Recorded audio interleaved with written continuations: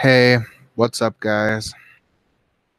It's been literally 3 weeks since I last did a podcast here live on YouTube, and I'm still in shock about what happened with Malik attacking Doug Francis the way he did. You know, words have been said between the two of them, and things just got to a heated boiling point where Malik had enough and Malik made the first move. And, I don't know what has gone on since then between the two. Um, but that's besides the point. I'm here now by myself after 3 weeks of a hiatus.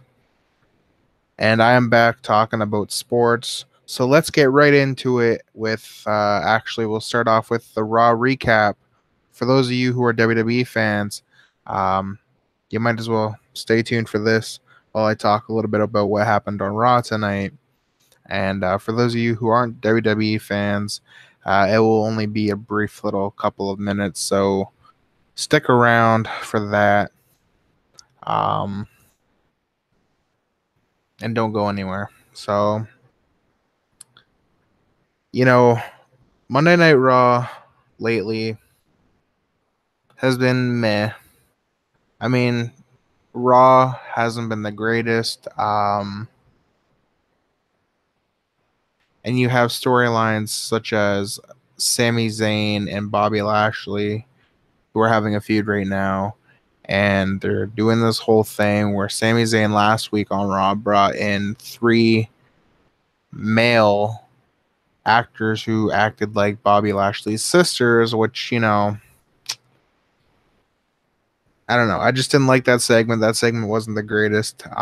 Tonight they had a segment where Sami Zayn did a public apology to not only the WWE Universe, not only to, WWE officials and all that, but to Bobby Lashley. Bobby Lashley came out and, they set up a match for Money in the Bank between the two. So Bobby Lashley versus Sami Zayn, to them is official. I'm sure WWE will make it official, if they haven't yet already. And I know this is late for some of you guys, and I'm not getting any viewers at the moment, but that's okay, as I am currently looking at 2 o'clock a.m. Eastern Time, which over in Alberta, where Doug and Malik are from, would be only midnight to them, Mountain Time. So, moving right along, though, with Raw, I mean, they finished off the night with the main event being a 7-woman gauntlet match, where the winner was the final participant added to the 8-women Money in the Bank ladder match set to take place. I believe it is June 18th. I can check that up actually right now. So don't quote me on it. Pardon me, June 17th is when Money in the Bank will happen. June 16th is TakeOver Chicago for NXT. So there's some wrestling that weekend. But yeah, so the winner of the gauntlet match was Sasha Banks, which I was not happy about. I would have at least hoped Ruby Riott was going to be the winner. However, the match started out with Bayley against Liv Morgan. Liv Morgan quickly got eliminated. Sarah Logan, wouldn't say quickly, but she got eliminated. And then those two, Liv Morgan and Sarah Logan from the Riot Squad, attacked Bayley, which was fresh pickings for the third participant in the gauntlet being Ruby Riott. And then Ruby Riott made, I wouldn't say quick or short work of Bailey. Bailey hung in a little bit because, they went to a commercial break during that point in the match. Yeah, so Bailey got eliminated by Ruby Riott. Mickie James would have been the 5th, I believe. So Dana Brooke came out as the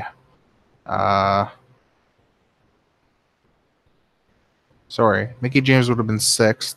Dana Brooke was number 5 to come out, and she got eliminated, obviously. And Mickie James, same thing. It came down to Sasha Banks and Ruby Riott in the finals of the Gauntlet, and WWE seems to want Sasha Banks in the Money in the Bank ladder match.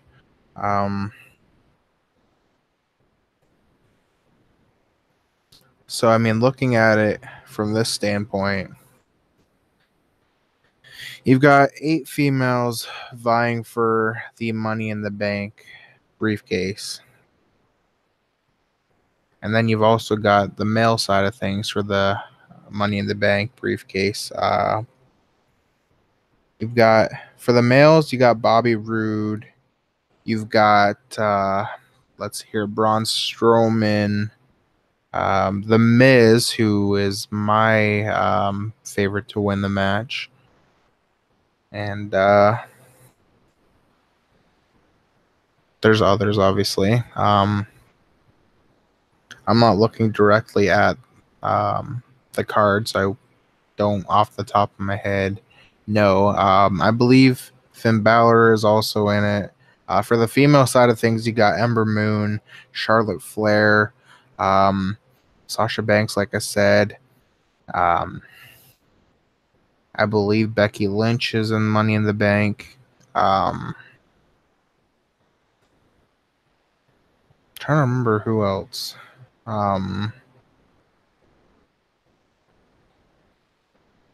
But yeah, lots of participants, obviously. So that should be interesting. They're changing it up from 6 and 7 participants to having 8 this year, which is something. So what else happened on Raw? Seth Rollins went flying off the announce table because of a guitar shot to the back by Elias after Seth Rollins had defeated Jinder Mahal for the Intercontinental Championship, as Seth Rollins retained, obviously. I know Kevin Owens was on the hand of 2 running power slams from Braun Strowman, as was Bobby Roode, obviously. Bobby Roode and Kevin Owens had a match tonight, and Kevin Owens won that match.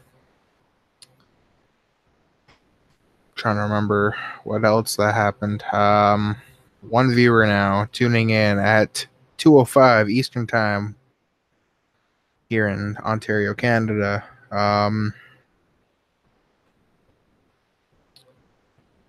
So things that happened on Raw. I'm still trying to remember. Mind you, this was hours and hours ago, so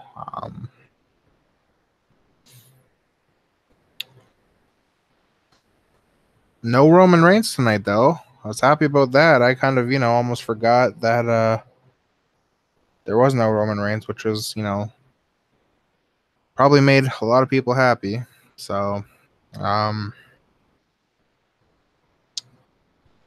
SmackDown tomorrow has, Samoa Joe versus Daniel Bryan.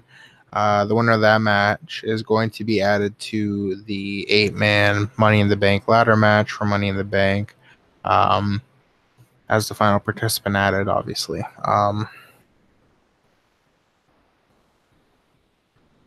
For some reason, I think they're going to have possibly Samoa Joe being added to the Money in the Bank ladder match. I would like to see that. Don't get me wrong.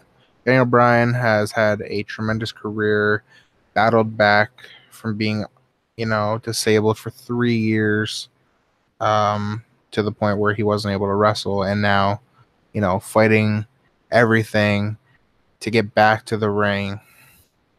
And they're having this whole story with him and Big Cass, but Big Cass kind of got injured, and we don't know what's going on with him. But people are speculating that he's going to interfere with Bryan and his chances of winning. I don't know if that's likely to happen, but we'll see. I potentially think it could, but I don't want to leave that option in the air. So apparently another match that was set up for tomorrow on SmackDown, or I at least should say today, considering it's 2 o'clock in the morning.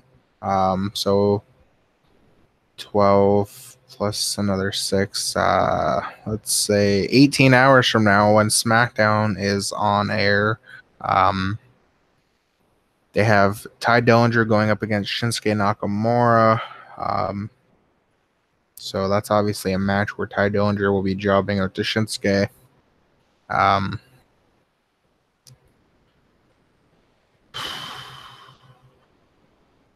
I know I said I was talking about Raw for a couple minutes, and I apologize for taking this long, but, having Raw as a 3-hour show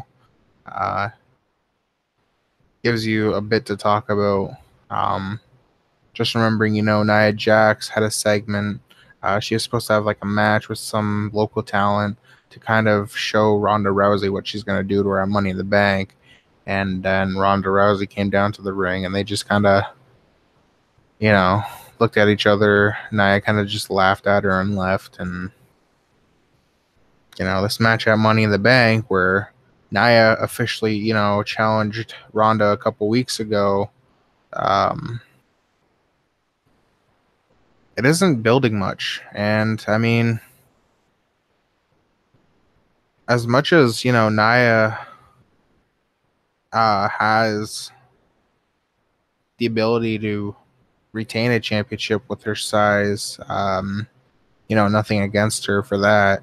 But, Ronda Rousey has a background in UFC. Ronda Rousey can probably easily make Nia Jax tap out. I think they might let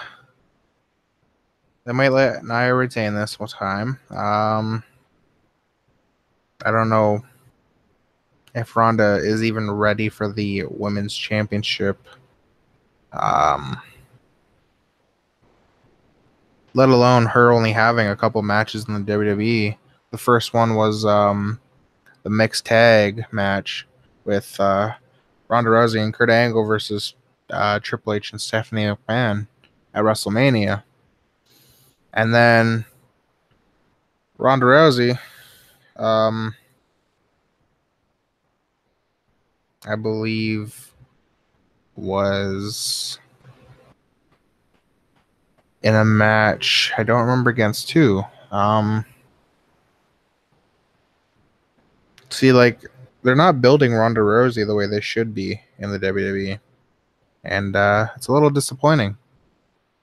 But this match at Money in the Bank should be something to watch, that's for sure. But I'll move right along now. So, next topic we'll talk about Stanley Cup playoffs. Game 1 was finished a couple of minutes, I would say close to 11 p.m. Eastern Time. And, actually, no, I'd say a couple minutes after 11, actually, not before. So, so Vegas and Washington Capitals. Vegas Golden Knights are up 1-0 in the best of 7 series after they defeated the Washington Capitals 6-4. It was a close game for sure because it was only 5-4, but obviously the empty netter that Vegas scored led to them winning 6-4, as I had just said. You know, it was a very close game with 2 goals apiece in the first period, each of them scoring another goal in the second period apiece, so making it 3-3. Washington ended up scoring once in the third, but Vegas scored 3 times in the third period, with one of them, like I said, an empty net goal. So it was a close game, with it only being 5-4 before the Capitals tried to get an edge with an extra skater. Nick Backstrom put up a goal tonight. Carlson put up a point with a goal. Connolly put up a goal, and Wilson put up another goal. So, and altogether, Braden Holtby with 5 goals against, 33 saves attempted, 28 of those obviously being saves. He has an .848 save percentage. But on the other side of things, with the Vegas Golden Knights, Nosek scored 2, Smith scored 1, Carlson scored 1, Miller scored 1, and Reeves scored 1. And of course, Fleury, looking for his 3rd straight Stanley Cup, with 4 goals against, 24 saves out of 28 attempted, with an .857 save percentage. So, like I said, not too far off from Holtby with .848. So Fleury had a bit of a night, and good on him. It was a close one, and I'm calling it now. This series will have a few games that will go to overtime, no doubt about it. This will be a close series. Now, I'm getting, comments and flack from a few friends of mine who are saying, oh, yeah, Vegas is going to win. Vegas is going to win in 6. Vegas is hoisting the cup. And, pardon me here. But Vegas, in my opinion, they, yes, have had a great season. Don't get me wrong. Washington deserves the cup. Ovi deserves the cup. For a franchise team who is in their inaugural season, for the expansion season, as the Vegas Golden Knights are, I would not like to see them win. I mean, let them have their moments of glory, yes, but let them experience heartbreak. Let them experience tragedy for the first time, and maybe they'll get back to the Stanley Cup Finals. Maybe they will win a Stanley Cup Finals one day, but it will not be a day in 2018. Because my prediction is that the Washington Capitals will hoist the Stanley Cup this year. Now, I was ever so lucky to go to the Hockey Hall of Fame in Toronto, where the cup sits at, and I was able to get a picture with it, which was really nice. I can actually show you in a second, or rather not. Oh yeah, I have it. Okay, so let that. Yeah, that is very crap. You can. Oh, there we go. There's me at the Stanley Cup at the Hockey Hall of Fame.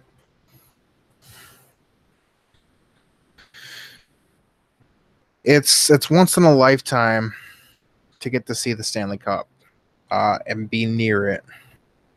And if you go to the Hockey Hall of Fame, pay the $19 or whatever it is for a ticket into the Hockey Hall of Fame.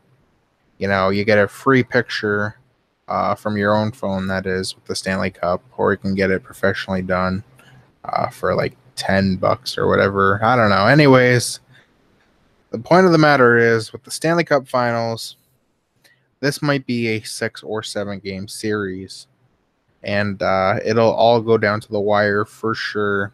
I want to see Washington hoist that cup.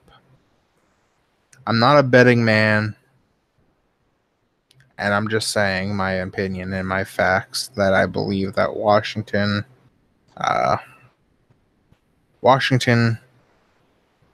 has had tremendous seasons, but whoever wins the cup in the end will hoist the cup for their first time.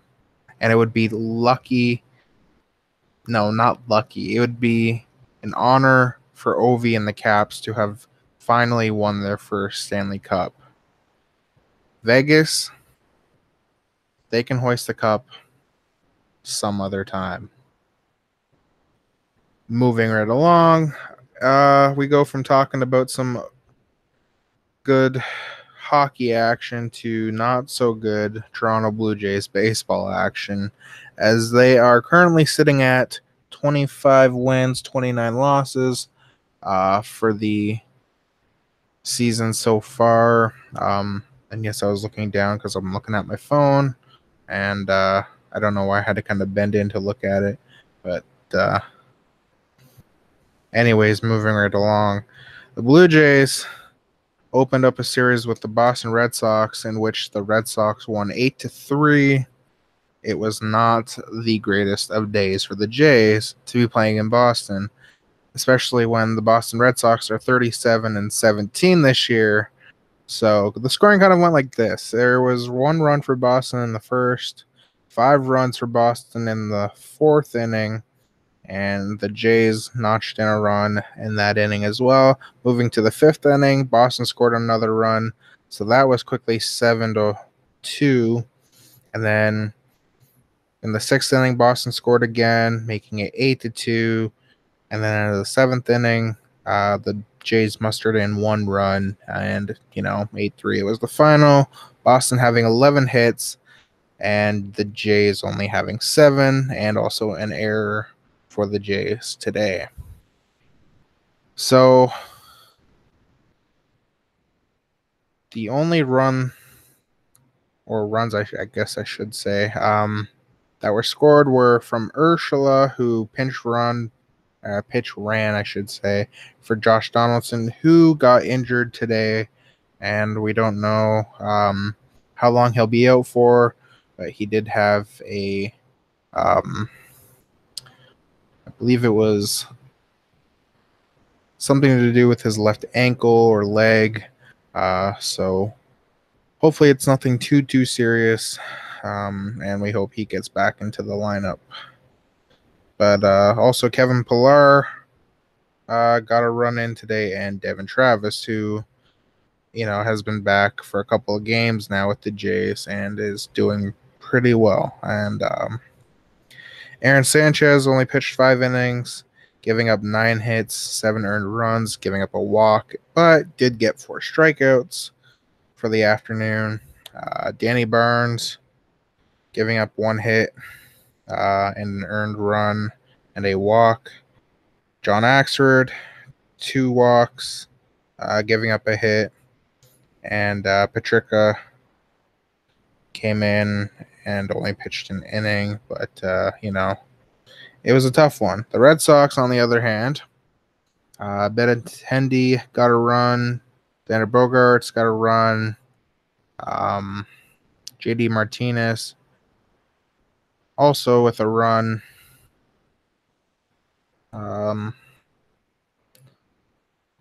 DeVers got a run, Nunez got a run, Vasquez got a run, Jackie Bradley got 2 runs. David Price pitched 5 innings, giving up 4 hits, 2 earned runs, 4 walks, got 4 strikeouts as well. Heath Hembry came in for 2 innings, pitched, gave up 2 hits, an earned run, and a walk with 3 strikeouts. And then Wright came in, pitched 2 innings, giving up 1 hit, but notching 2 strikeouts for the 8-3 victory for the Boston Red Sox. Now, Coming up next for the Blue Jays, they have a game against Boston again in Game 2 of the 3-game series. And I'm trying to see who they have up for the next series between the two. Let me just quickly go over to my At-Bat app, which you can get on the Google Play Store or the App Store on the iPhone. So once that's done loading, I will let you know who will be starting pitchers for tomorrow, or again, I should say today, for the Toronto Blue Jays and the Boston Red Sox. Also, I want to give a quick shout out to a best friend of mine who I've known and have been best friends with for many and many and many of years. It is his 22nd birthday today. Happy birthday goes out to Dylan Koros, who you may have remembered if you know him as Matthew Mounty. Yes, Dylan Koros is 22 years old, and a big happy birthday goes out to him. So, back to the topic at hand, the Blue Jays and the Red Sox. Like I said, Price won the game, and Aaron Sanchez got the loss. For his record now being 2-5, and David Price is 5-4. Moving right along here to the Jays and Red Sox. Marco Estrada, who is also 2-5 with a 5.40 ERA, goes up against Rick Porcello, who is 6-2 with a 3.74 ERA at Fenway Park with the Green Monster. Obviously, not much else to mention. The lineups obviously aren't available because that's usually a daytime decision. But as always, they are on Sportsnet 590, and they are also on Sportsnet on TV. So, hopefully the Jays can muster up something. They haven't had a phenomenal season. And like I said, with them being, 4 games under 500,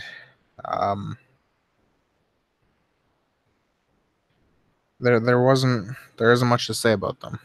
Martin got started in left field, actually.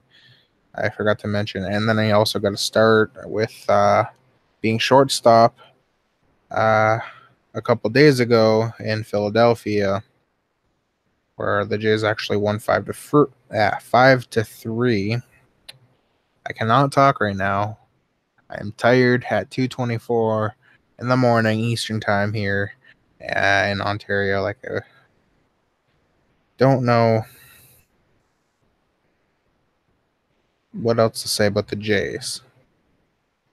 And of course, my At-Bat app likes to glitch sometimes. And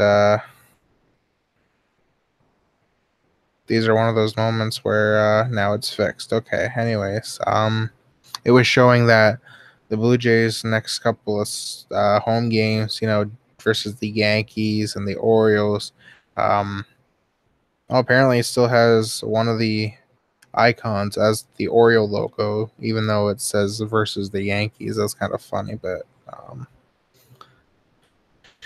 yeah, so that's it for Blue Jays baseball talk.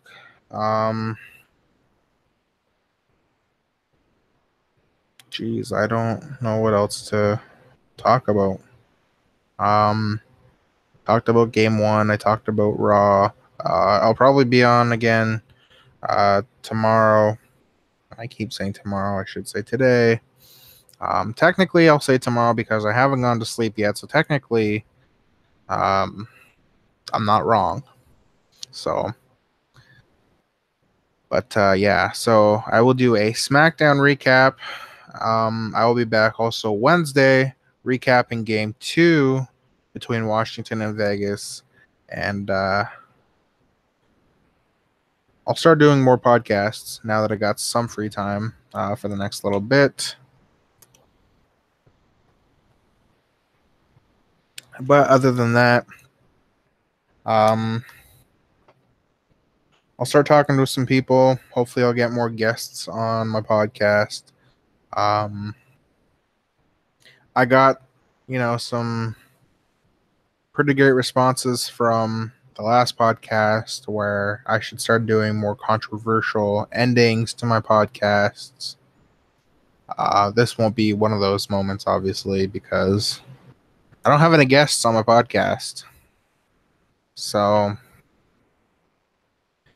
tonight is just one of those nights. I'll try to think of some nice controversial endings for my podcasts so I don't leave you guys being bored for the whole entire podcast.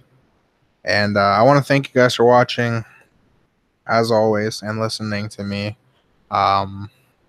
You can go follow me on both my Twitters. The first one you can follow me at is at CRNC_Robbie D. And then, of course, the other one is at official BRLP. I tend to use the CRNC_Robbie D more, obviously, because that's my personal Instagram or personal Twitter. Here we go. If you want to follow me on Instagram, that's fine too. You can search up the Big R17. You can give me a follow request, and I'll get around to it. But yeah, so apparently it has been officially tweeted out by SmackDown GM Paige. She says, "Hiya, boys. It sounds like you both had some time on your hands this weekend, but tomorrow is Tuesday, and that means I make the rules. So I'm making it official. Shinsuke and versus WWE Dillinger on hashtag SDLive." So it is official, like I said. So, yeah, that's what I wanted to talk about too, now that I think about it, before I end my podcast.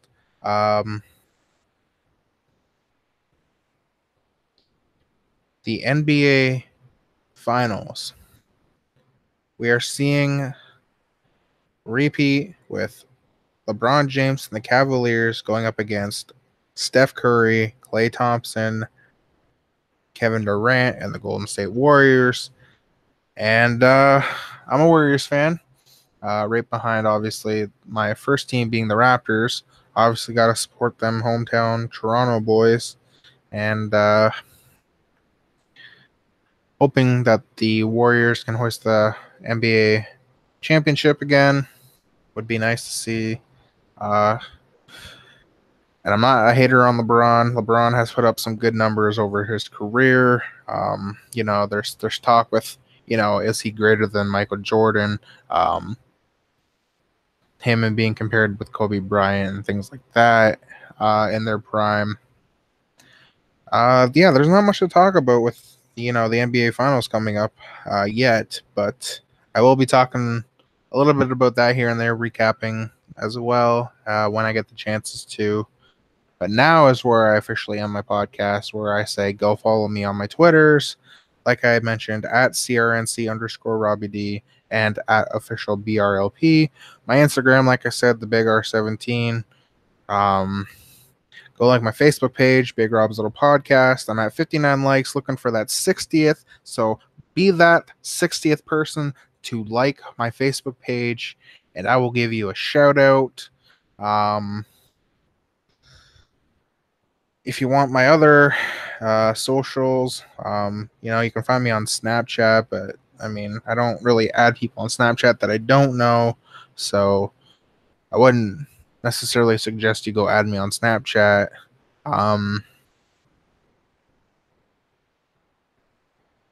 here's something for you. Go install the game HQ Trivia. It's a fun game. You can use the referral code TheBigR96 to get me a free life when you play your first game.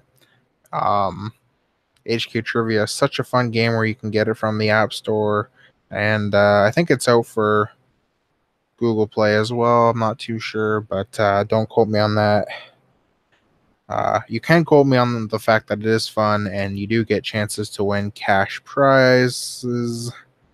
And I say that slowly because today's game, apparently at 5 p.m., was for $10,000, where obviously whoever won, however many people won, got a share of that $10,000, which once you reach, I believe, $20 or something, you can cash out to your PayPal account that you have to set up, which I already have one set up. So again, I haven't been very lucky.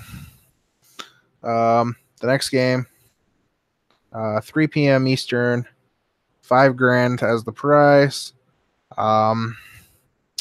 Let's get a bit closer on that, shall we? $0 balance because I haven't won anything. There's my weekly rank, or my all-time rank as well, 0, because again, I'm not that great. I got out round 6. Usually they ask 12 questions in a row. You have to get all 12 correctly. You do get extra lives, like I said.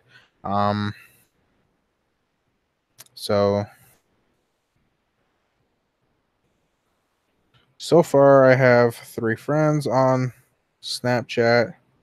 And I have some suggested friends, which I'm going to go through now.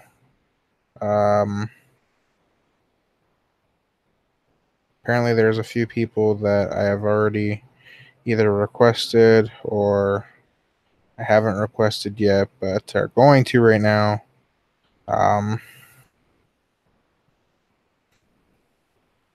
Some of them, it's like, oh yeah, you can't request because you're already friends with them. Okay, so I know a couple of that I'm friends with now, so that's awesome that I got some friends on here. And yeah, so HQ Trivia, like I said, get it. It's very fun. They usually have games at 3 p.m. and 9 p.m. Eastern time. For those of you who are in Ontario, sometimes they'll switch it up. They'll have games at 10. They'll have games whenever they really want to be honest. They'll surprise you, and they'll have one game one time, and then a few hours later, they'll be a surprise. HQ Trivia is back for another game, and they say 3 p.m., but usually they don't get starting asking questions until usually 4 or 5 minutes past the hour. So, get in there as soon as you can. Once you get the notification, make sure to turn those push notifications on. Speaking of notifications, why don't you do me a favor? Subscribe to me on YouTube. I haven't really talked about subscribing to me on YouTube here much. You can subscribe to me. You can click the turn on notification button, click the bell icon to be notified whenever I go live on YouTube. It made so much to me to have viewers like you that tune in, listen to me ramble on, and talk about things that I'm passionate about. And, I'm trying to make a name for Big Rob's Little Podcast. I started Big Rob's Little Podcast for, a few reasons. I have finished my first year in Niagara College. I wanted to get interviewing experience. I've done that now. I've gotten some experience interviewing some people here on Big Rob's Little Podcast. It's interesting for me to be doing podcasts and doing broadcasting as a career path. It just gets my name out there a bit more, and time will only tell, how long Big Rob's Little Podcast will be not only a YouTube thing, but it will be, worldwide. It will be branded as much more than what it already is now. So thank you guys for tuning in and listening for the last, half an hour. And I will be back again after SmackDown to give highlights and recaps on that. So until then, take care. I'm out of here.